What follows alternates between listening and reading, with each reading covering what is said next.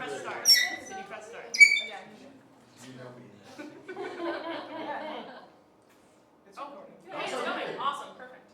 I don't know you. Yes. Who are you? I've learned. Who is Okay. this? Dr. Beeken. Okay.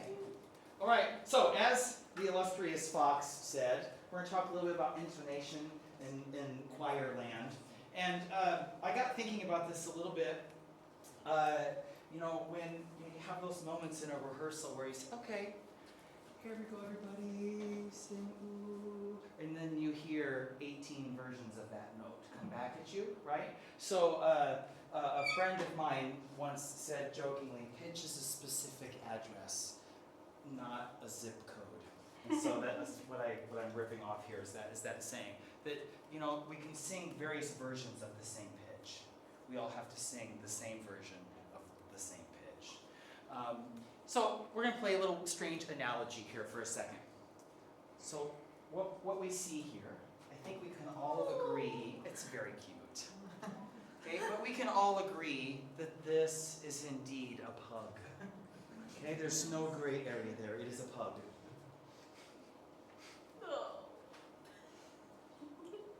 Is this King Henry VIII? He can be whatever he wants to be. I guess not. Now, it's Count Dracula. Spock. This is in honor of the recently deceased Leonard Nimoy. Okay? Actually, dress it up however you want. It's still a dog. Doesn't matter what outfit you put on it, it's still a dog.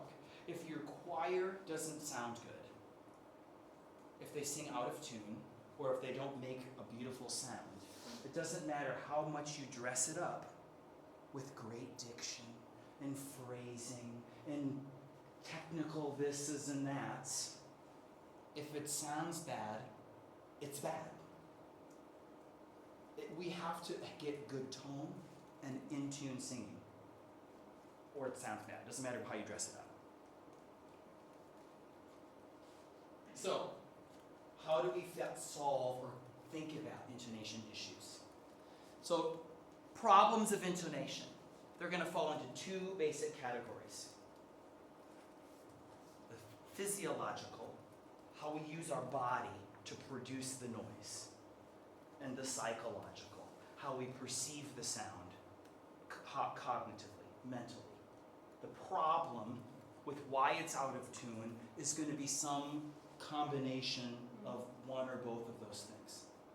We have to first be able to figure out what it is before we can solve it. So when we talk about the physiological, the way the singer's producing the tone. The psychological, how they hear it before they produce it. I'll email this PowerPoint to anybody that wants it, so Yes, please. don't struggle too Awesome. furiously. All right, the majority of intonation problems stem from faults in our vocal technique. Most intonation problems are because of faulty vocal technique. This is a huge myth, folks, that if you sing out of tune, it's because you don't have a good ear. One with good ears doesn't always sing in tune. That's the biggest mistake we as choral conductors often make. We attribute the problem with their ability to hear the pitch, not with actually physically how they're producing it. So the first time I thought about this in this chart is I had a student with perfect pitch. I was all excited because I was going to finally have a human pitch pipe. I do not have perfect pitch, but I was very thrilled. Okay, Kartik has perfect pitch. Give us a C, Kartik.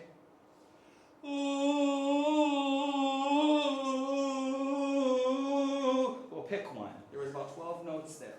Okay, it's not because Kartik couldn't hear where the C is. He knows where C is. Something was happening with his physical production of the pitch. So, we're going to think about the physicality part for a while. Vowels, probably the fundamentally most important thing often for choral context when it comes to singing in tune. Okay, we have open vowels, closed vowels. Some vowels require, from transitioning from vowel to vowel, it's about your tongue. Versus now it's about your lips. Okay, and we obviously need to modify vowels sometimes. So here's an exercise that we can do. So everybody say E. E. Say E-A. E-A. Now when you go between those two vowels, think about the minimum amount of physical effort that you can achieve to make two different vowels. Ready? Okay, so what is required physically to change vowels? What body parts are active? Tongue only. E-A, E-A, E-A, E-A, E-A. What do most people do? Yeah, it's on a tune. Okay? And then from A to Ah, jaw's probably going to open somewhat, but it's mostly tongue again. Then once we get into this zone, our tongue remains relatively stationary. Oh. So we just break it down and have people think about it. Okay? Then we can sing an exercise. So we're going to sing this. C-A-O, C-A-O. Ready?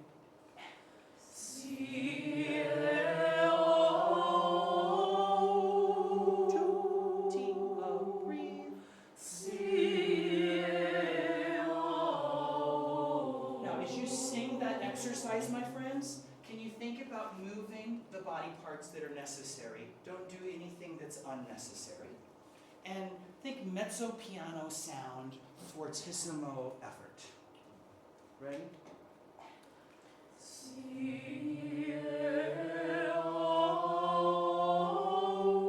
Good. So already corporately, what did you hear compared to the first time? Better or worse? Better. Okay. We were listening more. We're thinking more about the physical things that are happening. Okay.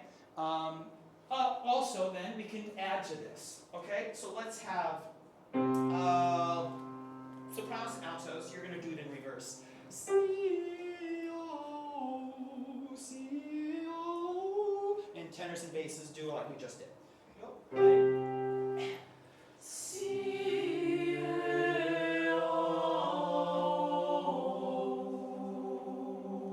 On the way back, when you have a unison pitch with your other group, raise your hand. Ready? Second half. And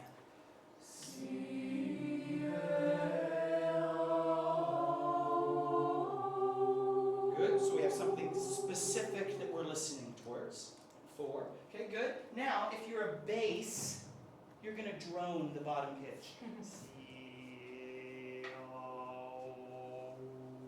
If you're a soprano, C-O. Everybody else do the ascent and then descent.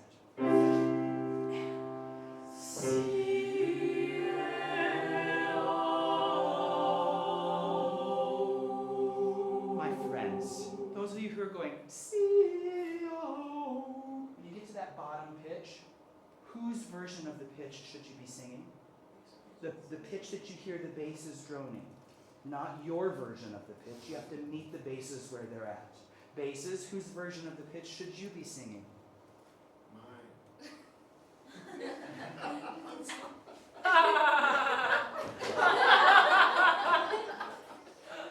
This is fantasy. Wow. I'm very fancy. Multi-step. I'm so fancy! So basses, the right answer to that question would be, well, the soprano's version. If someone's out of tune, whose problem is it? Everyone's problem. We don't have somebody that's stubborn. I'm right. I know that never happened here at college. That would never happen here at college. Okay? So, giving people something to listen for. Alright? We could spend 20 minutes on doing this exercise alone, which we don't have. Then modifying. What does that mean to you if we need to modify vowels? When might you need to modify vowels as a singer? High range. Good. So sopranos don't like to sing E up high. Now, tenors, on the other hand, I kind of like that. Okay, so knowing that is important. So we might need to modify just because of register. right? Why else might I want to modify? What if it's not a registration thing? To produce a more homogeneous choral sound. Good, to create a choral sound. Bravo. What if it's just I'm out of tune? How can I modify that vowel? In which direction on this chart? Which direction should I modify the vowel towards to make it in tune? This way? Closed. Tilt the vowel in that direction to make it more in tune. Sometimes ask the singers, okay, I know the words bet, but what if you sang bait instead? Okay, now sing halfway between bait and bet. Experiment, modify the vowel, and see if it improves intonation. Okay, enough of that. Breath. I think lots of times when we sing out of tune, it's because we're just not choosing to sing in tune. It's a choice. And it often is just a generic reflection of our level of effort, our commitment level, our energy level. How committed are you to the actual making of the noise? When you exhale, what's the quality of the exhalation? What's that mean to you? Quality of the exhalation. Anyone?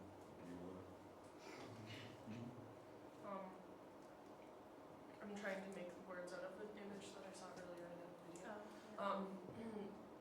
An inhale and or an exhalation can embody the quality of emotion. So I usually think more actually of the inhale, so I don't know if this is helpful. Yeah, sure. So if you're excited, you might inhale. Okay. But if you're sad, you might inhale. Okay, so an adjective of emotion. Good. As we think about, we could talk all day about the inhalation. Okay? And I think we all know what a good inhalation is supposed to be like, probably. Okay? And then as we exhale, there's a lot of varieties of thought, schools of thought, about what it could look like. But should the air be active or passive as it leaves the body? Active. Okay? Should it spin, vibrate, have energy, or should it be dead? Okay? So those types of thoughts might help with the quality of the exhalation.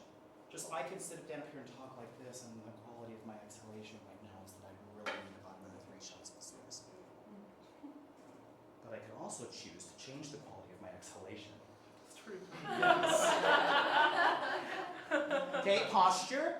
That might have an effect on our ability to breathe and to phonate well, perhaps. Vocalisms. What are things we can do vocally to help with getting breath going? So maybe tongue trills, lip flips.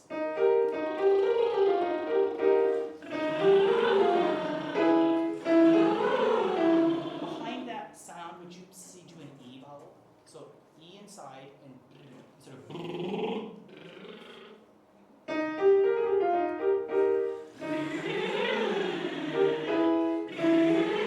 Good. Now some of you are playing the tuba. Can you have a smaller mouthpiece?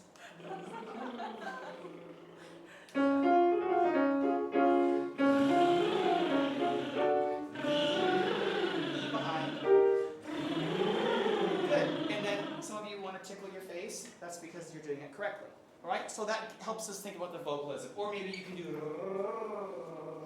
Some people can't do that, but it's fine. We can also sing on whatever pattern we want. Let's pretend like we're singing My Country 'Tis of Thee, and it's really out of tune, and we want to work on it. So we're going to sing My Country 'Tis of Thee on a sound. Okay, here's your first note. Ready?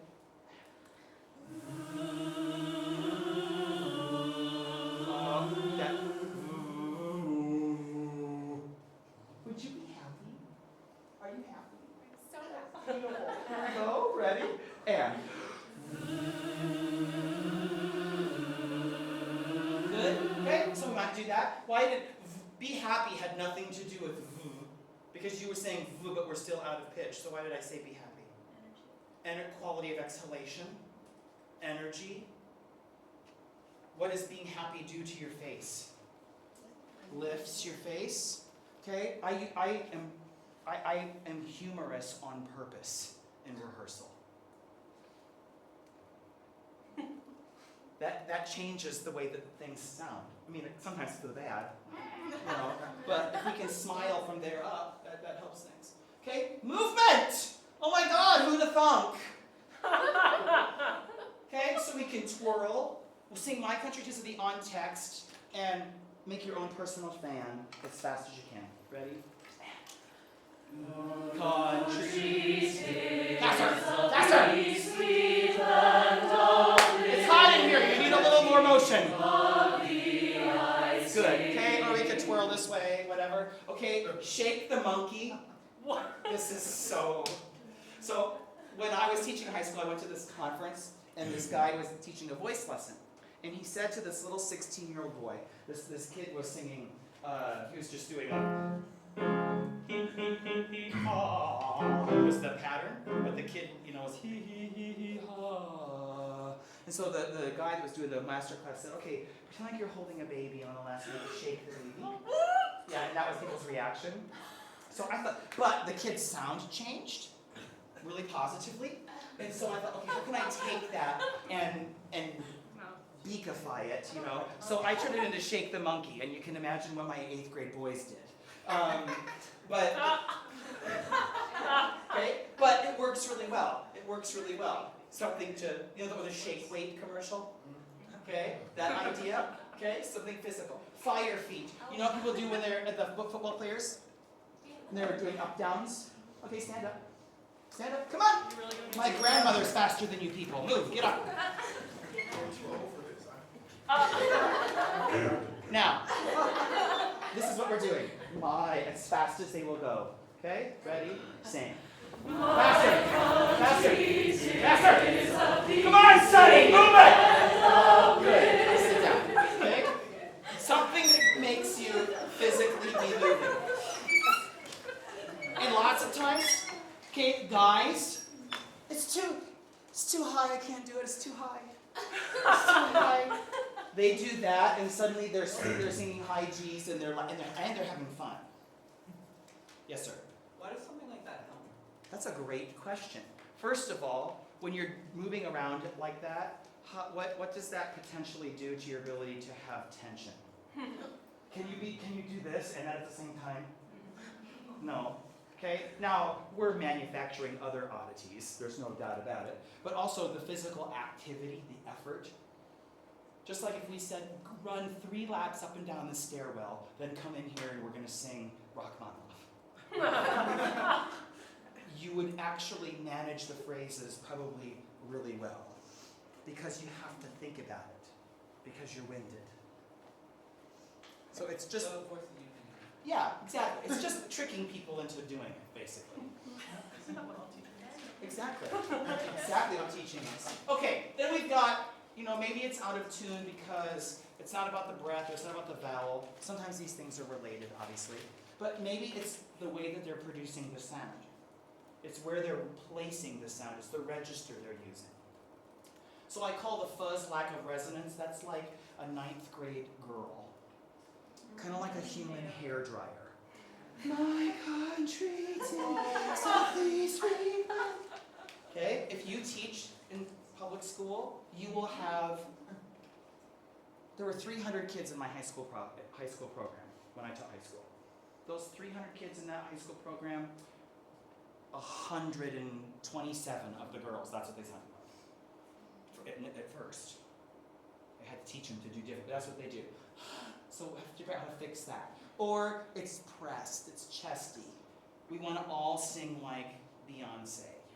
My country 'tis of thee, sweet land of liberty.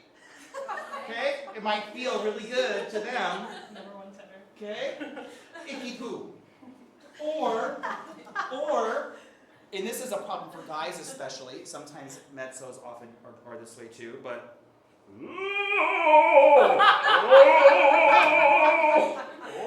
I think that is so awesome. okay, I'm swallowing the sound. Alright? Yes, you've all heard these things, I'm sure. Sometimes you're asked to do them in your lessons. Okay? Which isn't bad. We're experiencing different ways to think about space and resonance, so we exaggerate. Okay, so how do we fix these things? So fuzzy, funny hum. Say the word H-U-N-G and close to the N-G. Hum. Good. Now, when you do that, can you look like you're saying ah? Hum. Hum. Plug your nose. Okay, if you're doing it correctly, that's what happens. Okay, so then maybe we sing just 5 notes down, descending.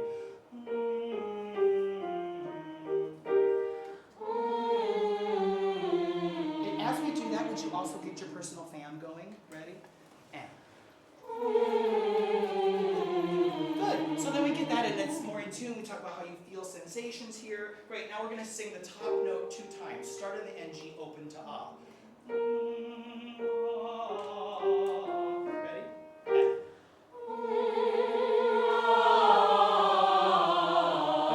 Folks, a little bit on the third note. I'm sorry, spit. On the third note, you fell out. I heard. Don't fall out of that spot. Okay, one more time. Okay,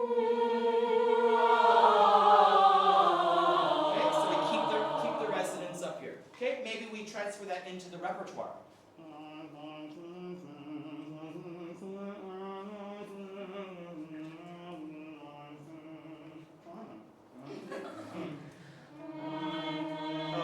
Quality of exhalation sucks, my friends. Don't suck. It's amazing what an insult does. Never forget the power of an insult every now and again. Okay, good. Okay, or we might do, it is a fa day. This is really fine day, but I just changed it to fa. It's just an octave. It is a fa day. Just sing it once. And it is a fa. Good. Now the 3 fas on top, we're going to love the F more. And we're going to think the first one forward, the second one middle, the last one back. As much exaggerated as you can. So if I'm in this register, it is a fa. Ready? Go. It is a fa. Good. We can even exaggerate more. Okay, we're just thinking about the different ways we can use space in our face. Okay, top down is usually the approach. So earlier today, I saw a lot of trying to, as we were struggling to match pitch, sliding up to the pitch. I would encourage you to think rather slide down to the pitch. Start above the pitch and slide down to it. Okay, for a variety of reasons. Ladies, in your lessons, what do most of the vocalises do, probably, especially when you're younger? So we have a lot of this through the middle, right? And then, do we like our middle voice typically? No, but and then usually, well, maybe if you want to, okay, but usually then maybe around E, F, Jesus takes over and glorious notes happen. Okay, and so then what do? Oh, we need to bring that voice down. Okay, so we want to bring that voice down. So falsetto for the guys, or this is what I would do with my women. We're going to sing tree ooh.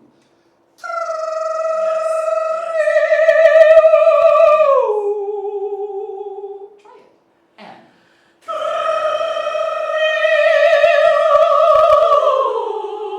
Okay, 2 things. The energy that you have on, can you maintain that on the vowel? And 2, when you sing the ooh or the o-ish sound, as you slide down, think about the character, the space of the top note, and take it down here.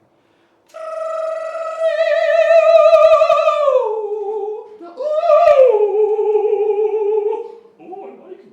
Okay, ready? And.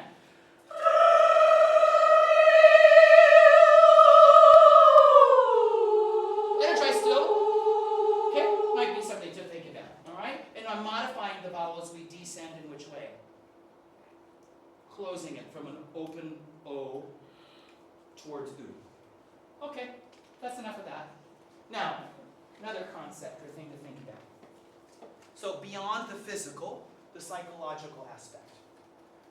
Engaging and connecting the mind's ear to the vocal process is critical to developing independent singers with good intonation.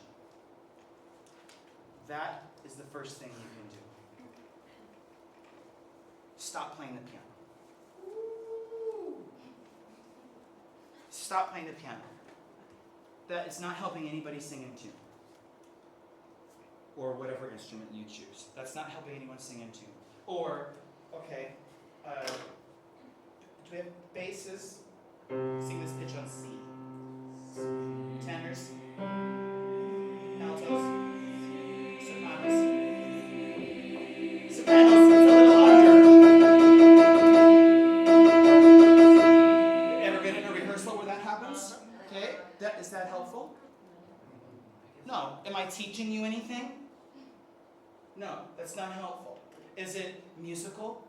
Is pounding on the piano in any way musical? Is it supporting our musicianship? No. Okay? So, I don't need the piano. You can sing more in tune than the best in tune piano can play. Audiation, what's that mean? Hearing inside your head. Okay, we're going to stick with my friend My Country 'Tis of Thee. My country 'tis of thee. Would you just sing? Ready? My country 'tis of thee. Good. Now, at some point I'm going to go like this, and you stop singing, but the song continues. And then I'll invite you to sing later, wherever we're at in the song. So you have to imagine the music. Okay? Ready? My country 'tis of thee. Liberty. Okay? So that's easy. But it's also a way you can train them to watch you. I'm being a lazy conductor. I don't think about my conducting, but you could be a beautiful conductor and do it. Okay? So now what if we do this? Let's do it in this key. Let's put the tenors and the basses here. My, sing that tenors and basses. Sopranos and altos.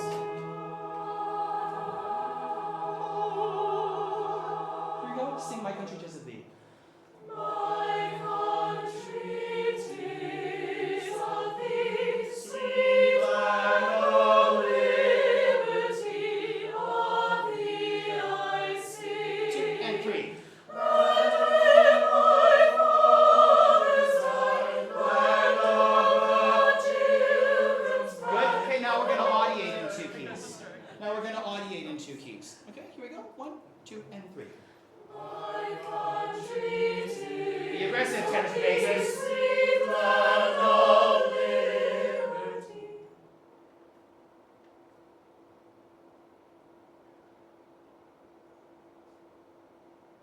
There's thy land of the Okay. pilgrims. Aha, I think I won. I want that version. Okay, then we could do basses, tenors, sopranos, and altos. 1, 2, and 3. My country 'tis of thee, sweet of thee I Good. sing. And then eventually we do this. Every chord is a major, minor, 7th chord. Bass, tenor, alto. Here we go. 1, 2, 3. My country 'tis of thee, sweet land of liberty. Sing. Aha! Yeah. Okay. It's hard for us because we're not used to doing it. Okay, but my sophomores could do that on a dominant 7th chord. It's just about building the skill. Okay? Then, maybe something else we do that's in, oh, I forgot about imaginary rehearsal. Have you ever heard of Eve Ely? Eve Ely taught at the University of Kansas City Conservatory of Music forever. He was a really well-known, he is a really well-known choral conductor. He's a really big personality. Like he would come to rehearsal, say you're working on the Brahms Requiem. He actually came to rehearsal once dressed as Brahms. Okay, it really, but he's a great musician, but he's also very inspirational kind of guy. And he would do the imaginary rehearsal. So, okay, my country 'tis. We're just imagining now. Okay, here we go. Imagine. Now, remember, 'tis is a little bit flat, folks. Let's try it again. Don't be flat this time.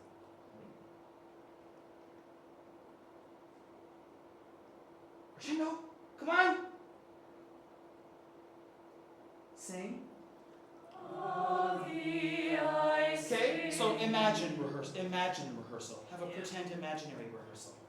Okay, we're preparing the Beethoven 9 right now in my university. It's harder than get up to sing. Okay, we need to do a lot of imagining or we're going to be bleeding. All right, so that's the imaginary rehearsal. Multiple keys. Okay, so nursery rhymes, basses. Sing Twinkle Twinkle Little Star. Ready and twinkle twinkle little star. Great, perfect. Now basses sing just the first note of twinkle. Sustain it forever. Firmly. Tenors. Mary had a little lamb, little lamb, little lamb. Okay, basses and tenors together. Ready? And.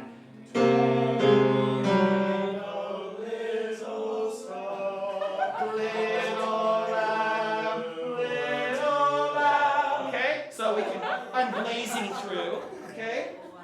But then we could do basses sing twink, mare, row. Now, all women row your boat with Twinkle and Mary. Ready? And.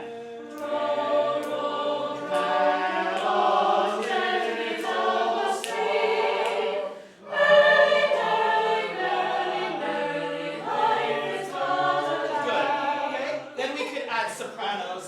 My body was over the ocean. Okay, just random nursery rhymes in 4 different keys. Now, if we're in sections, easier. If you don't do 4 the first day, maybe.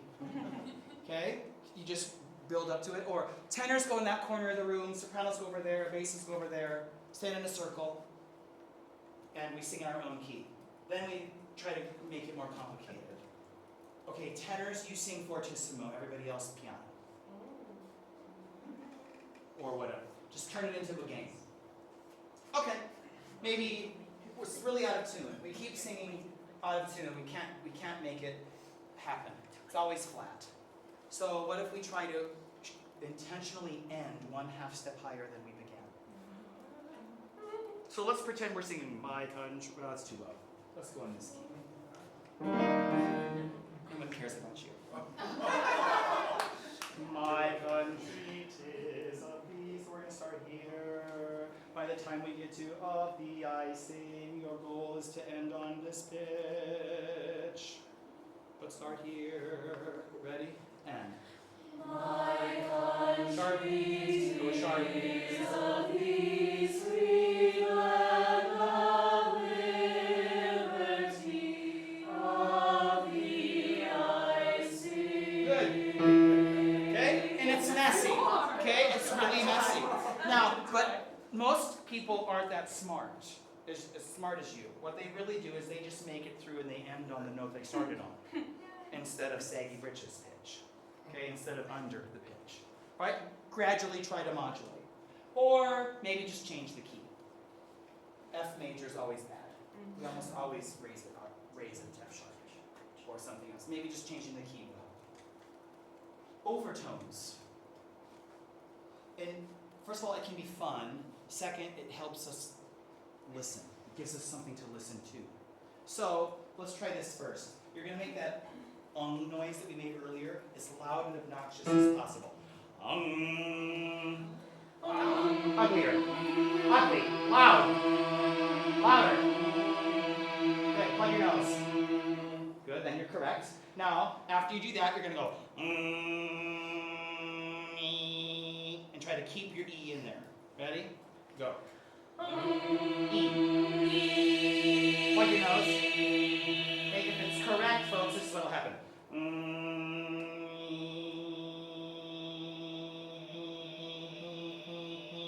Because it's still in there.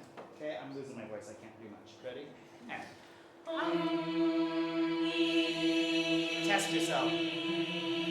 Okay, good. Now, can you make it even uglier and more obnoxious, like it's a fire alarm? Ready? And.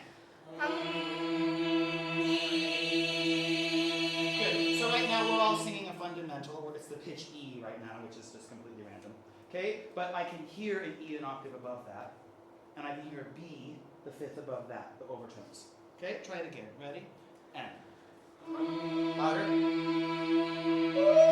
You can hear that note even though no one's singing it. Go to the E sound. Louder.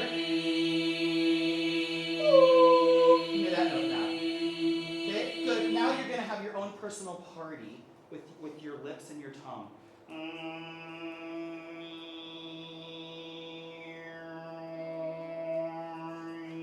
You're going to past life melodies. Yeah. Okay, ready? And. Wow. Space Invaders, go. Good. And then we hear, some of us hear those strange alien whistle, okay? Overtones, okay? There will be people that never hear it. They will say, Beacon, you're on drugs, I don't hear it, and you know, they'll just, you can try different ways to get them to listen to hear it, but some people will struggle to hear it. So that's one thing. Another thing, middle C. We're all going to sing.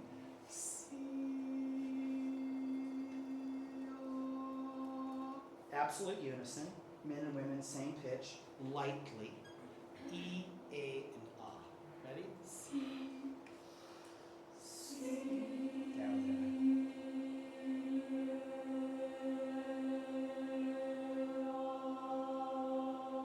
So, I don't know if you can hear, but we're all singing this pitch, that pitch, and this pitch are in the room, even though no one's actually singing. Okay? Listen for them. Ready? Especially when you get to A and A, they have a tendency to emerge. Ready?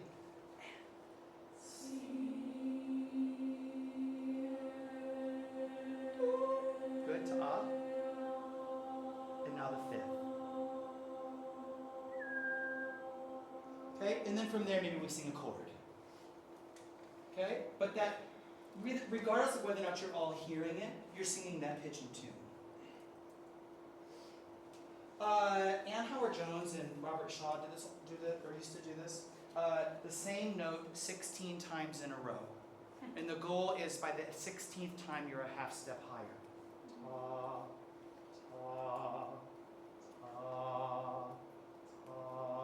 Trying to gradually modulate a half step. It's really hard. Lots of times what will happen is they'll just do this.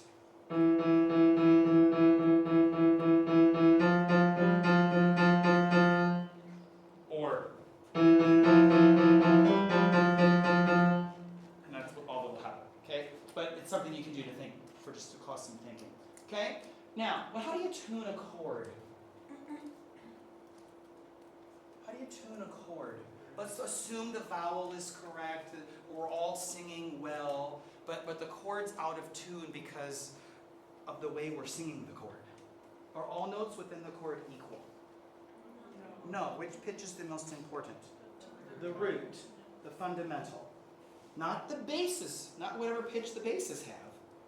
Whatever pitch is the root of the chord. This is why we have our friend the theory class. Okay? And then what's the next most important pitch? The fifth. The fifth. Why is it the fifth and not the third? Because of similar reason why the fifth emerges in the overtone series. It is because of the overtone series. Okay, the overtone series, if I have a string and I divide it in half, what's going to happen to the pitch? Octave higher. Okay, the next overtone in the overtone series is the fifth. Okay, so if we follow that in our tuning, so let's pretend we're singing this chord. It's just be bass, tenor, alto, soprano, just C major, closed position. Okay, just sing C, E bow. Okay, it's out of tune. Oh, it's out of tune. Just the basses, sing E. Okay, keep singing, breathe as often as you need to. Altos, join them on your pitch. It should be the same pitch, altos, the basses are singing. Can you, altos out, sing the version of the pitch the basses are singing. Good. Tenors. The fifth. Good. And then the third. which should be the loudest? The root should be the loudest. And which root? The lowest one should be the loudest. Okay? So in real music, this is, do you know the composer Andrea Ramsey? You should.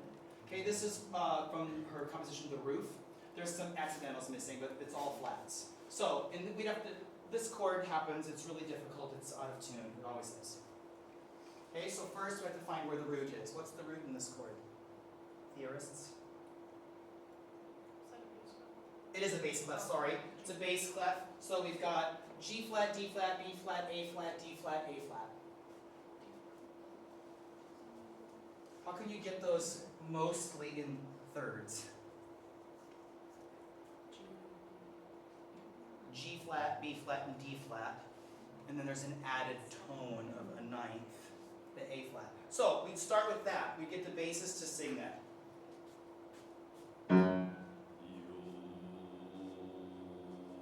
Okay, they get it, it's great. And they're still sustaining it. Then if somebody else had the root, we would go to that, but nobody does. Okay, then I would add the fifth, but I don't add them at the same time. We have basses and they're singing. Then I add the tenors, and then the second sopranos.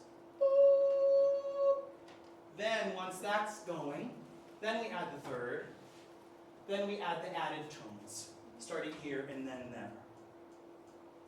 So they have a hierarchy to know how to listen, what to listen for. Now, Andrea's made this extra difficult because there's only one root and it's really low. And unless you have really fantastic basses, they're not going to balance that with the high A flat. And this is actually, this is in multiple arrangements, but this is actually TTB. This is all the way this chord is scored. Okay, so there you go. There's the how you engage the brain part. And here's the third chunk. Your choir singers must possess knowledge of musical and expressive concepts that pertain to intonation and well-tuned singing. That's what we've talked about already. How to make the sound, how to listen.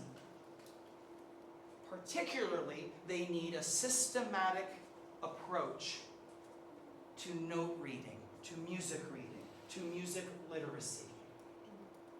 You have to equip them with those tools. So, how do we produce literate singers? Well, first, don't just train them to be mockingbirds. Dr. Fox, the sopranos aren't getting measure 17. Could you play that for us? I would suggest that the answer to that question is no. Let's sing it. Let's read it. It's faster. It'd be much easier for me to just go, or whoever, to just go, oh, and then have everybody sing it back. Fast, we moved on. But how did I equip you with the tools to solve your own problems later in life? All I'm teaching you how to do is copy, to be a mockingbird. So I have to teach them how to read. The biggest problem is getting over inhibition, I think, and it's getting worse. It's getting worse. We have created this culture of testing. We are afraid of being wrong. I think lots of times we ask a question and we're greeted by silence. Why? Is it because people don't have an opinion? No, it's because we don't want to put ourselves out there and be wrong. Once we know definitively that we are right, Hermione, the Hermione Granger complex, right? Okay? She knows she's right. Right? So we have to create an environment where it's okay to be wrong. Where it's okay to be wrong. Okay? What if you don't play it for them? It's not going to be quick and easy. Okay? You can read it together. Have any of you been in a choir before where you're actually asked whenever you make a mistake to raise your hand? Okay? So why? Is the conductor torturing you?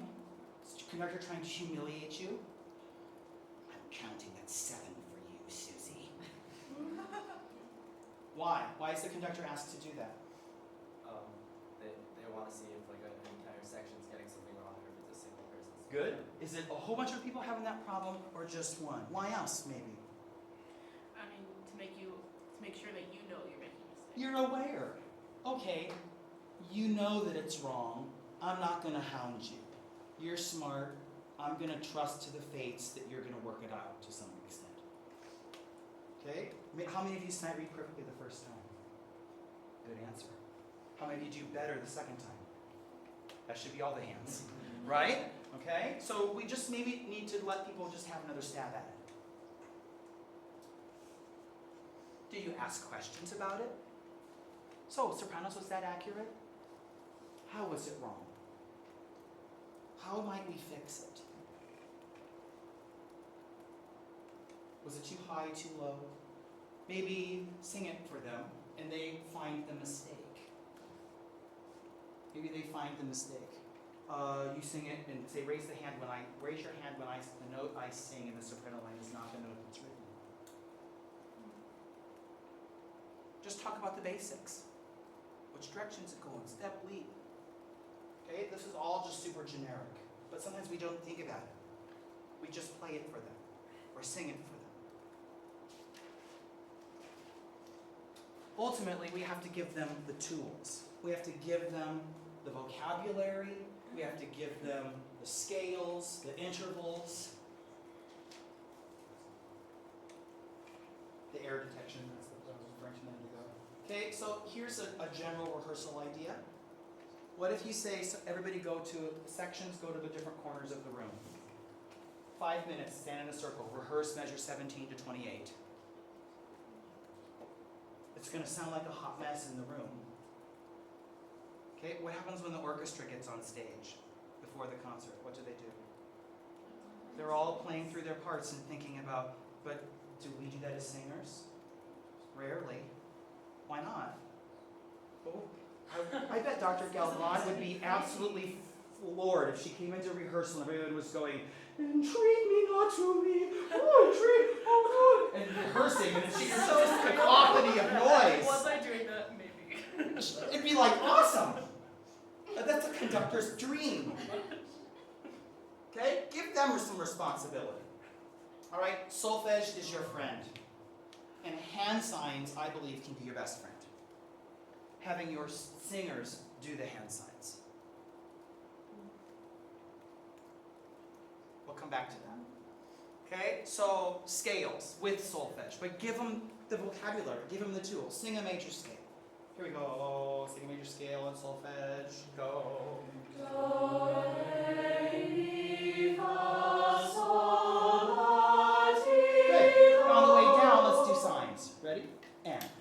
Do, ti, la, sol, fa, mi, re, do. Okay, show me where do is physically. Do the low do hand sign. Do high do. Okay, what most of you did what? You had range of motion. Okay, that's important. This, do, re, mi, fa, sol, la, ti, do. Okay, range of motion.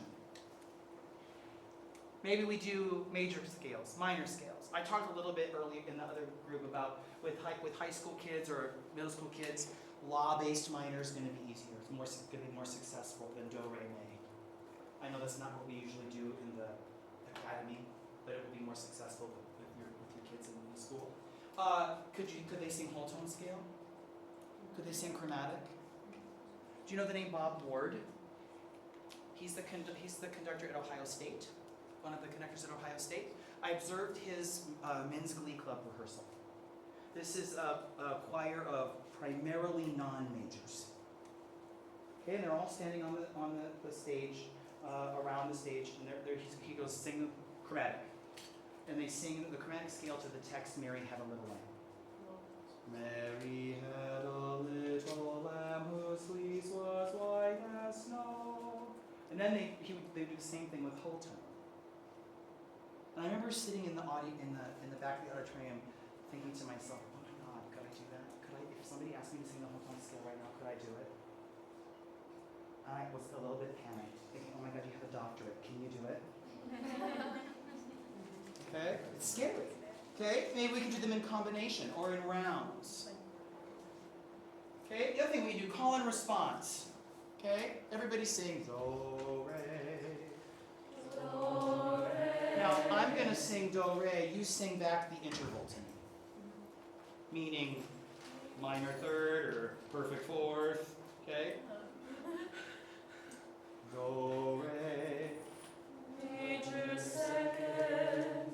Good. So on and so forth. Okay, and then maybe now I do this. Da, da. Da, da. We're just sing it back to me. Good. Now can you think what interval that is? Try helper. Ready? Everybody? Minor second. Good. I'm sorry, putting on the spot. That's okay. Okay, so he did this in this room of non-majors, and many of them made mistakes. And then what he would do is he would just go, try it again, and he'd walk a little closer to that. Try it again. Not quite until he got it, and then everybody goes, right? Right? But that was a culture that had been created. Okay? A culture that had been created. You could do da da and ask people to sing back. Do re. Or a whole pattern, multiple pitches. Movable do. Do you guys do movable do or fixed do here? Movable. Okay, good. That's good. Movable do is more successful with kids and law-based minor. Now, hand signs. This is the reason I think hand signs are great. Sometimes you will have a student that just struggles to actually produce the pitch for various reasons, some of which we've already discussed. Okay, but maybe they cognitively understand it. You can assess if they get it. If they're signing the right sign, you know they at least get it. Even though they physically maybe aren't producing the right pitch. It also, perhaps, could this be somewhat like the singer's button? We don't have a button. Okay? This does. If I put this finger down on the baritone horn and go into it, I'm going to get really close to a C. We don't have that as singers. Maybe this can help some people in that way. Now the hard part is transferring it to the written page.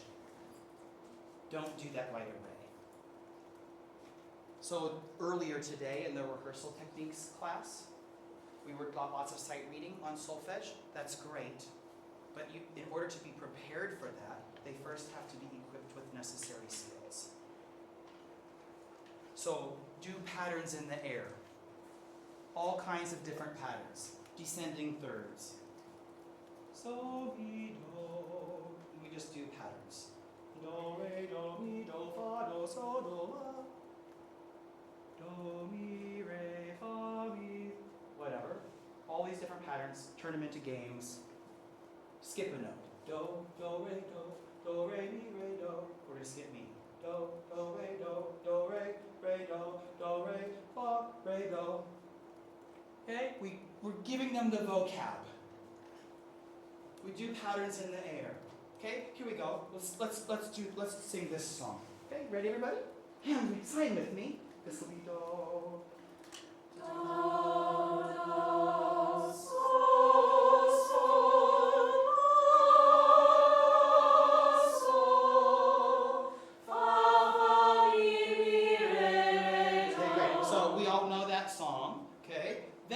Later on, I show them what it looks like on paper.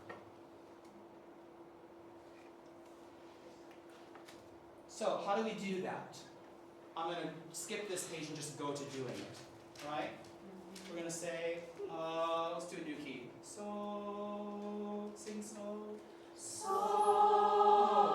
Beautiful. Could you improve your vowel, my friends? So. Well, how do you feel about the quality of your exhalation, your posture like? So. Are you having fun? Is this the most important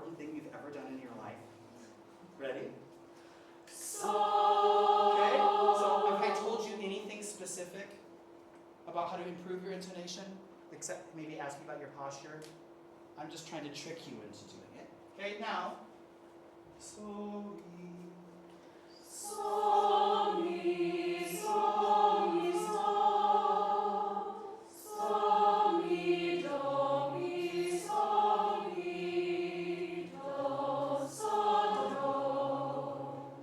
Do, re, mi, so, mi, re, do.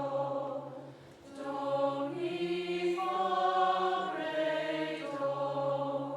Do, mi, so, do, re, mi, fa, sol, la, fa, mi, re, do. Then I put that in. Or if I didn't want to deal with this aspect first, I could have made this a ledger line, and we could have been in C major. Okay, or you have icons. Let's pretend that we're singing some song, and there's a main melody that we all get, and the contour of the melody does this. So you have a picture of stairs. Okay, everybody, let's sing the stair melody. Okay, then there's another melody that leaks. Then we name that the elevator melody, and we have a picture for it. Okay, everybody sing the elevator tune.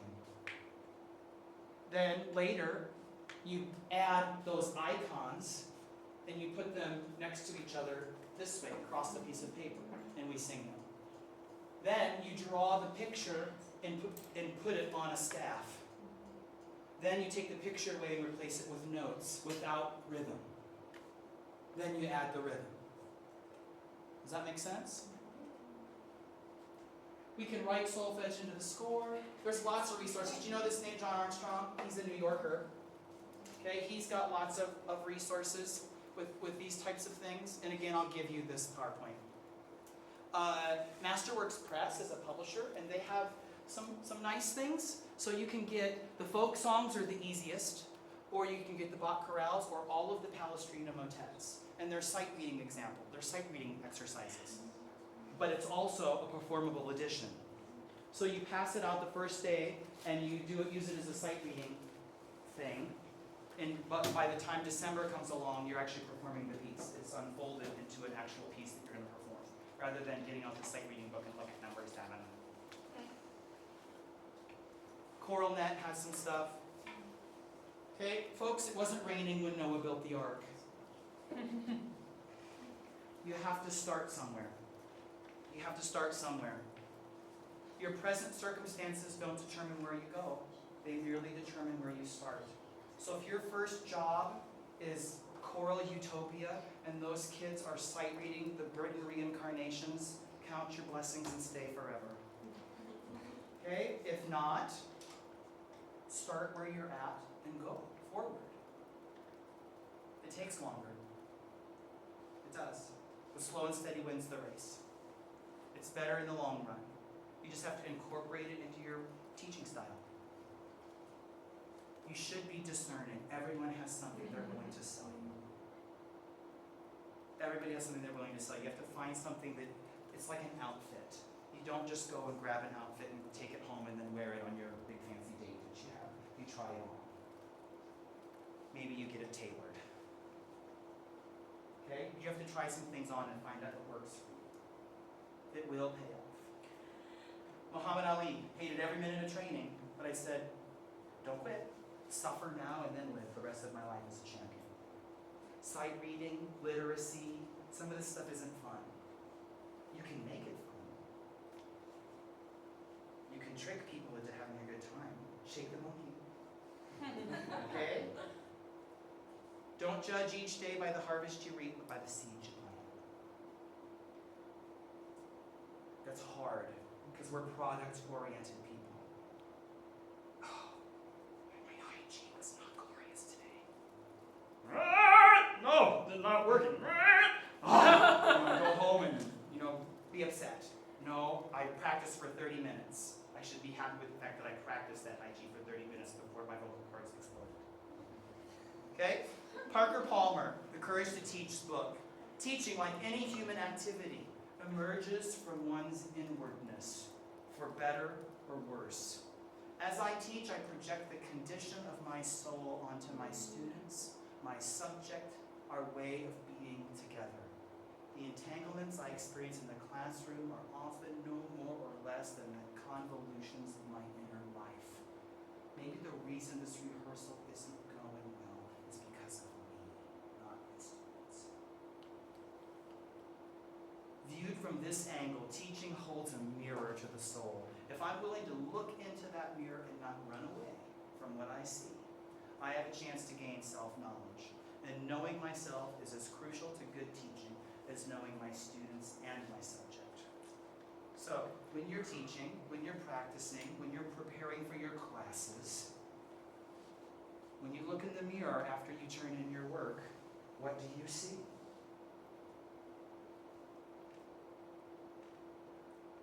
Now, this is specific to people who are teaching now, but did you earn the grade that you were given? Are you, when you're working with students, are you teaching and developing specific skills? Or just pounding the parts? What do you think your students deserve to see? What will they deserve to see?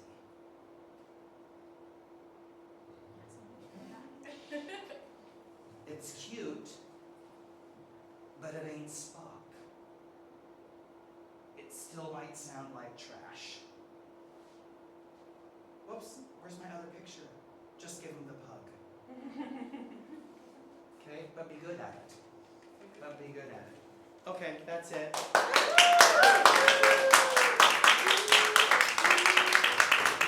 Here's if you want, I will email this to you. But Okay. There's my email. Yes, thank you so much, Dr. Beeken. Like I said, it's such a great resource. Again, a great conductor, a great teacher, and also just a great person. So thank you all for being here. Thanks for coming. And those of us who are enrolled or teaching this class are going to stay. We have a few more activities, three which of you're us. welcome to stay for as well. But if not, thank you so much again for being here. Dr. Beeken's email is there. Yeah, thank you, folks. Appreciate it. Now go conquer the musical world. Ryan.Beeken, all E's. Okay, who's going to go first? I don't really care. I'll go first. You went first last time. I did Okay. play first last time.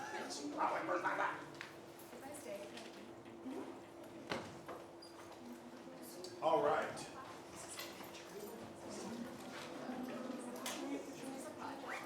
is our midterm. Oh, it is our midterm. Oh my goodness. Wait, Dr. Fox, before you turn, can you put this movie on Sunny's flash drive? Yes. Oh, I need to stop it, actually. We're still filming.